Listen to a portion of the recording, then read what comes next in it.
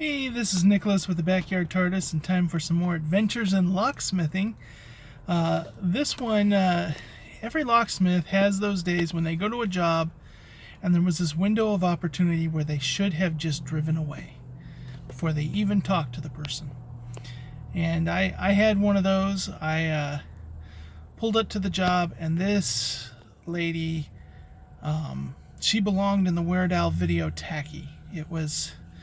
She had Spanx on, but a thong that came up to her belly button that came out of the Spanx, and then tube top on top, just tacky as could be.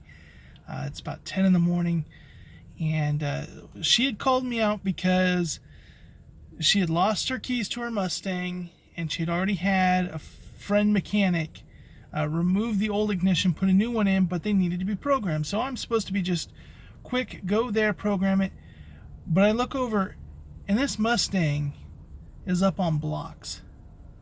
It's not running. She, on the phone, it was like she drove it 2 days ago. She just lost the keys. And there's stuff piled on top of the car, and I'm like, oh, this is going to be bad. Sure enough, like, the car is full of cobwebs, all that kind of stuff. But I go there, and she's like, I hope it's not a problem. The car's locked.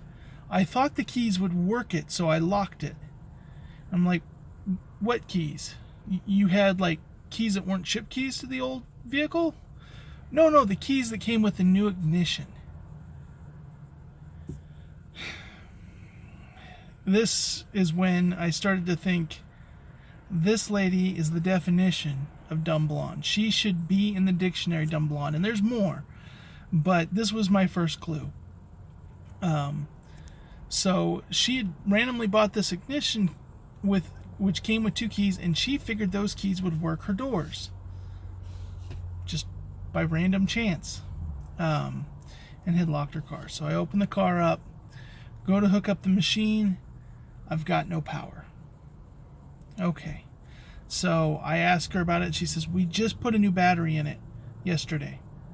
So I hook up a trickle charger, and immediately I put that on, and the AC just kicks on. Even though the dial says it's turned off, it kicks on, and the car fan on the outside starts running.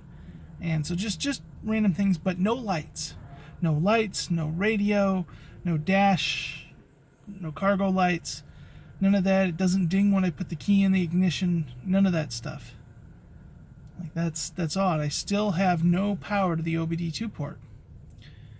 And so I'm sitting there trying to figure it out, and I said, this was supposed to be a quick in and out program. I have another job I got to get to. I got a feeling that probably it's a blown fuse. And she's like, fuses? Are fuses important? And I go, yeah, why? She says, well, my boyfriend needed some fuses, so I let him borrow some from my car. And I open up the fuse panel, and there's no fuses. They had just taken all the fuses out of the panel, so that's why I wasn't getting power. So I said, well, you're going to have to get him to put those back in, because otherwise this is not going to run.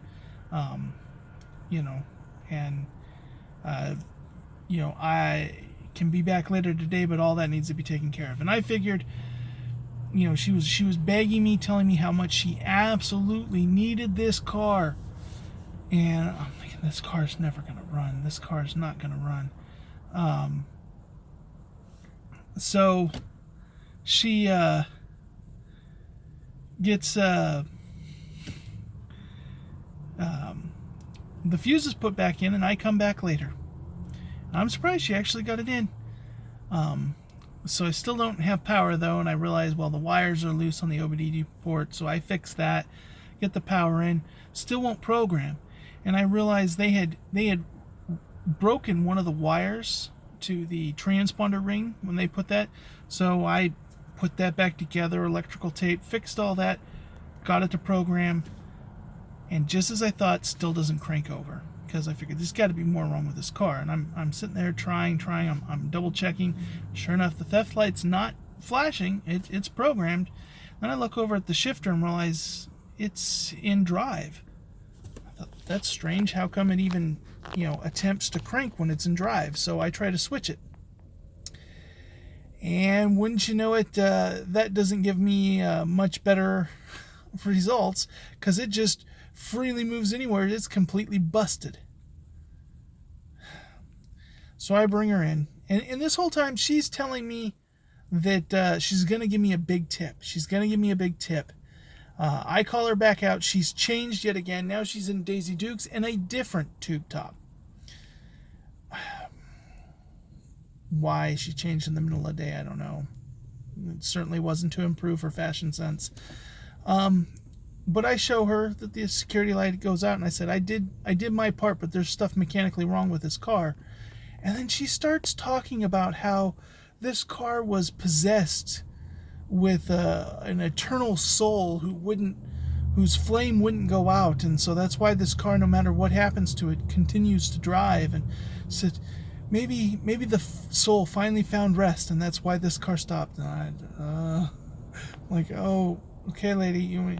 So she says, well, I promised you the big tip. And she gave me $5. $5. All dealing with this craziness, the big tip was $5.